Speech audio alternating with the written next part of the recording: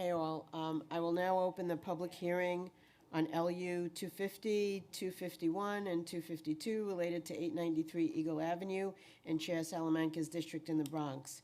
Applicants seek to develop a new building that would provide affordable and supportive housing units with counseling offices. The proposal would involve 3 land use actions: a rezoning and special permit to provide more housing on the site by modifying the bulk regulations associated with community facility uses, and the mapping of a mandatory inclusionary housing area. For anyone wishing to testify on these items remotely, if you have not already done so, you must register online, and you may do that now by visiting the council's website at council.nyc.gov/land use. And once again, for anyone with us in person, please see one of the sergeants to prepare and submit a speaker card. If you would prefer to submit written testimony, you can always do so by emailing it to landusetestimony@council.nyc.gov. Council, please call the first panel for this item. The first panel consists of Richard Lobel, Norris Colon, I'm sorry if I'm mispronouncing your name, Ricardo Arguenda, so please excuse me, and Tony Shatami.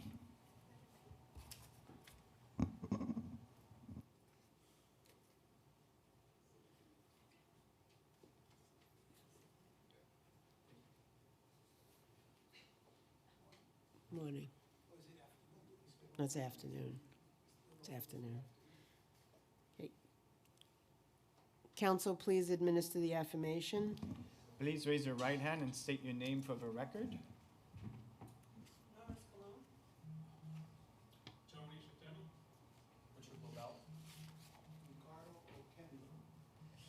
Do you affirm to tell the truth, the whole truth, and nothing but the truth in your testimony before the subcommittee and in your answers to all council member questions? Thank you. You may begin.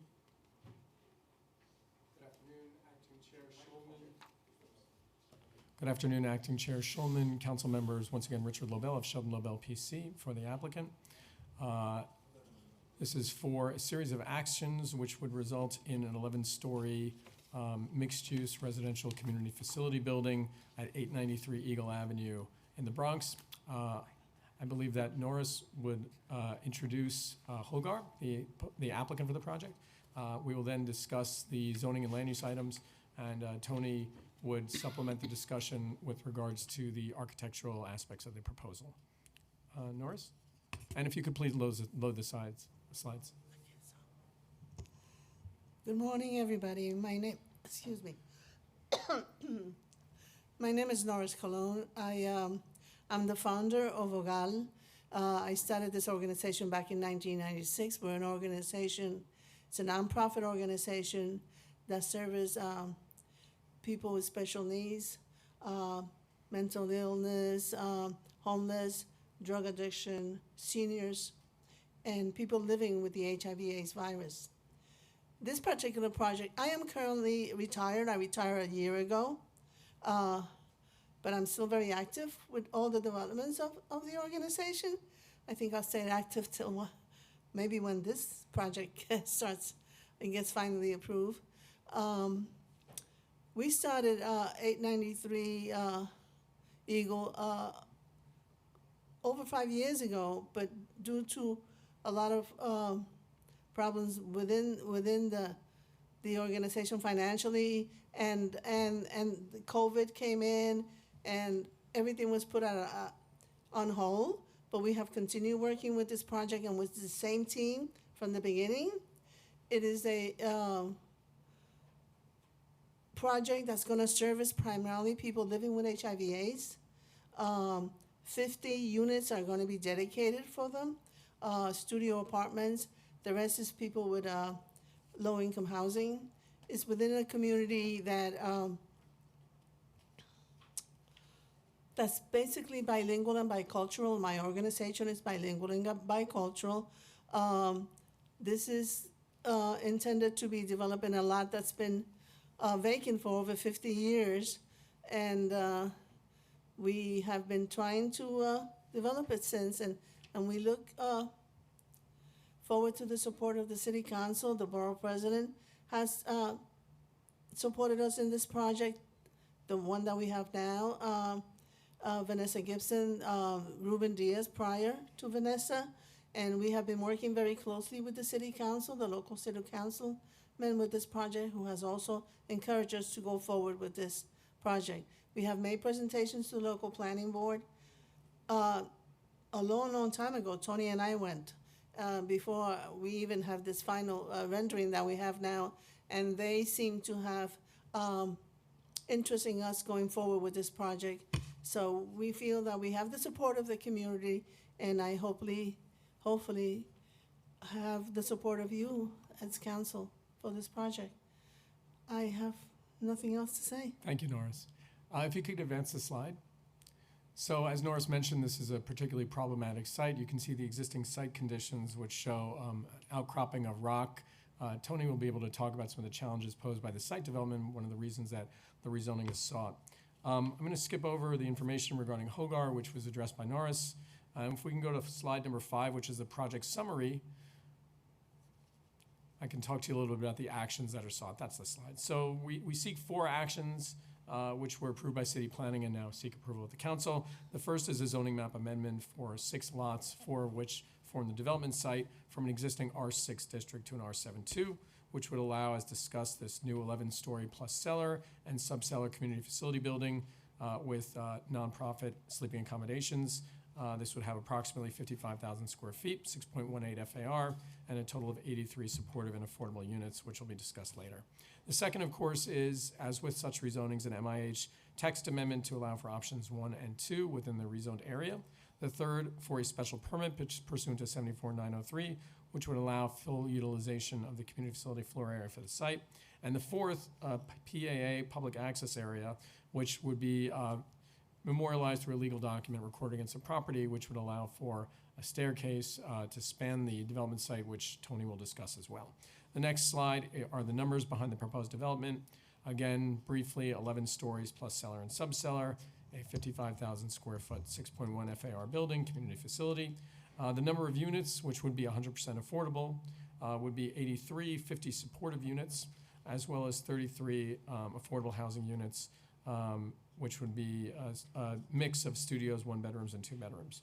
There, of course, would be a 50% preference for the local community board 3, and the entirety of the project would be at or below 60% AMI.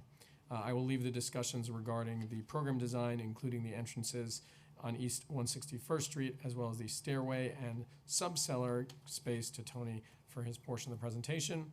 The next slide is a zoning map.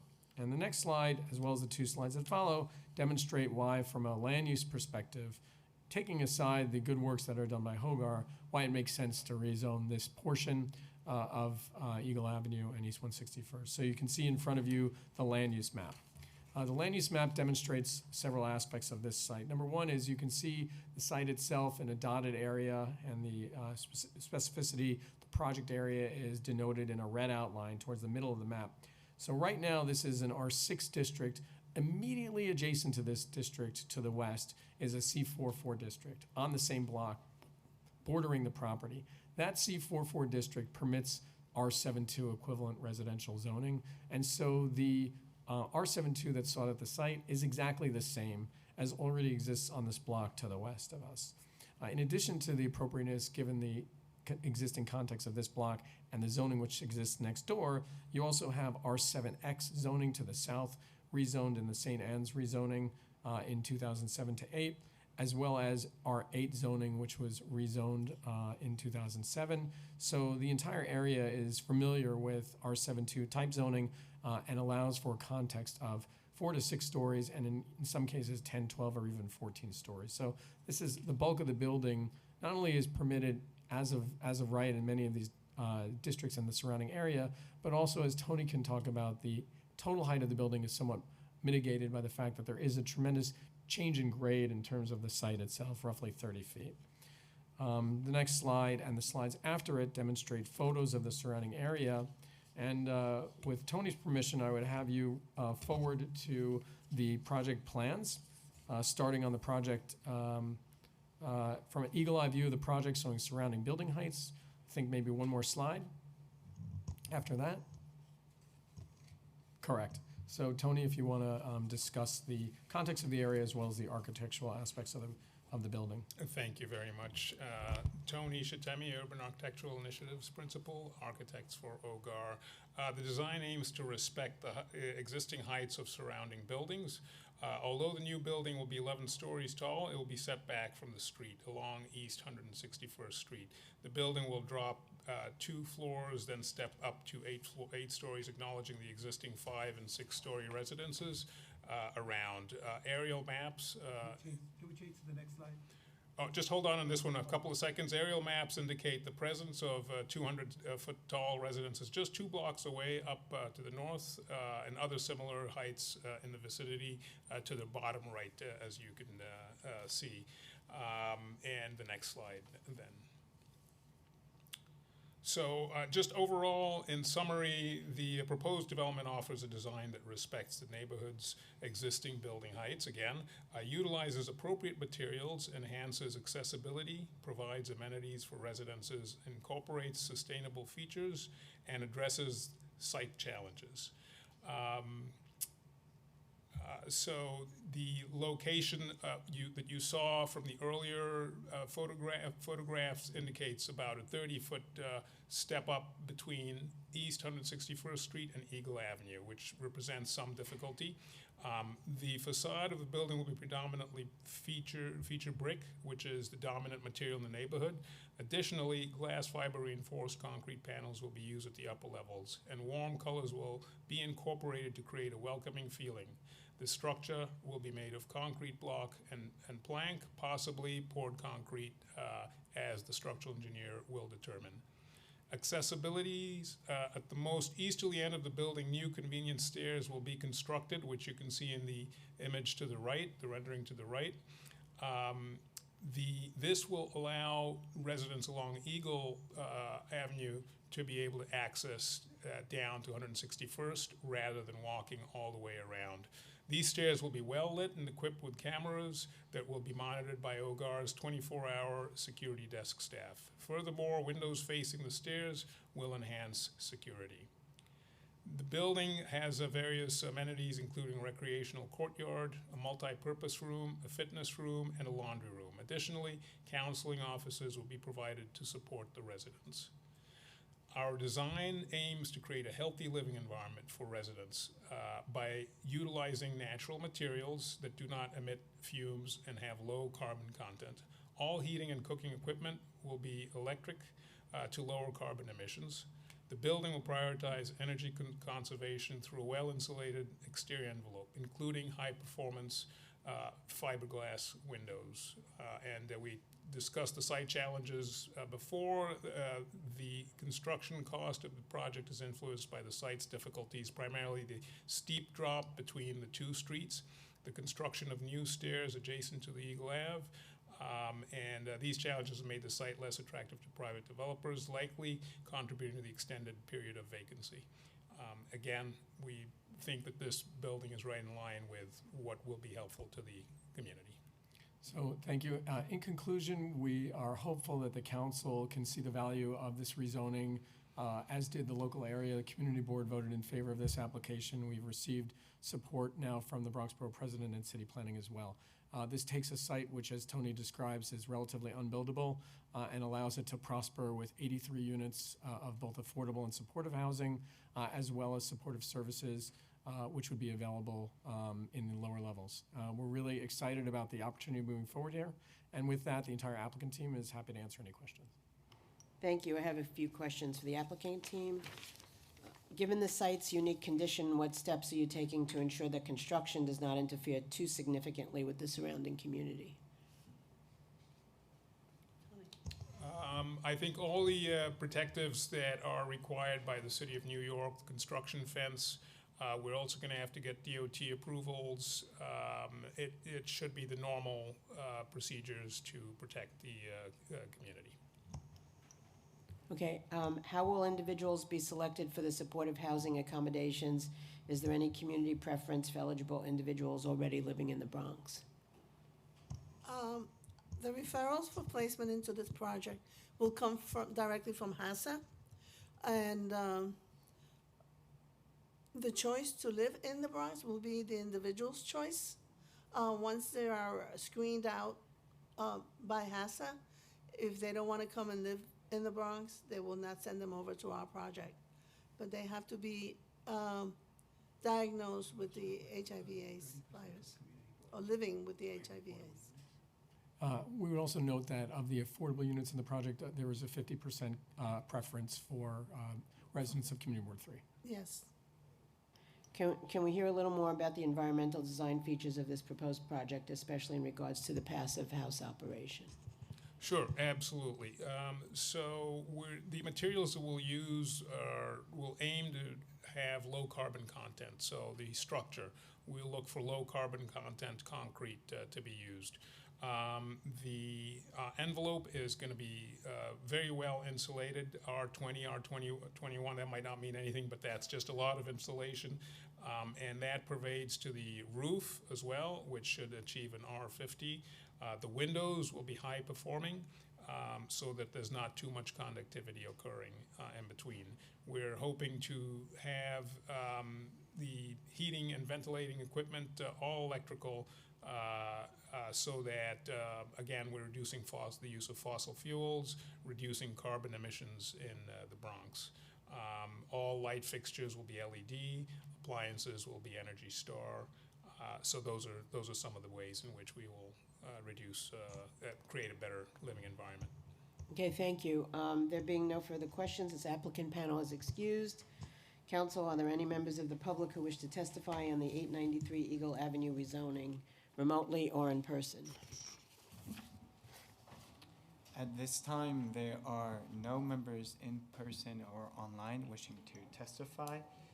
We will make a last call in a couple minutes.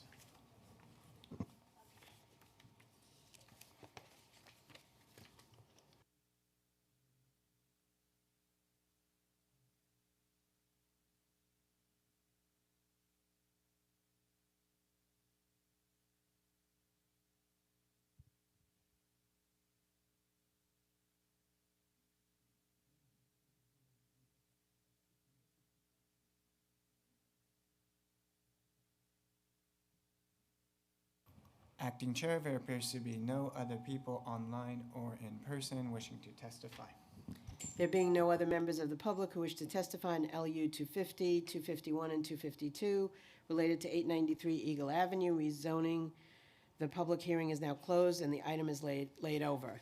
That concludes today's business. I would like to thank the members of the public, my colleagues, subcommittee council, land use, and other council staff, and the sergeants at arms for participating in today's meeting. This meeting is hereby adjourned.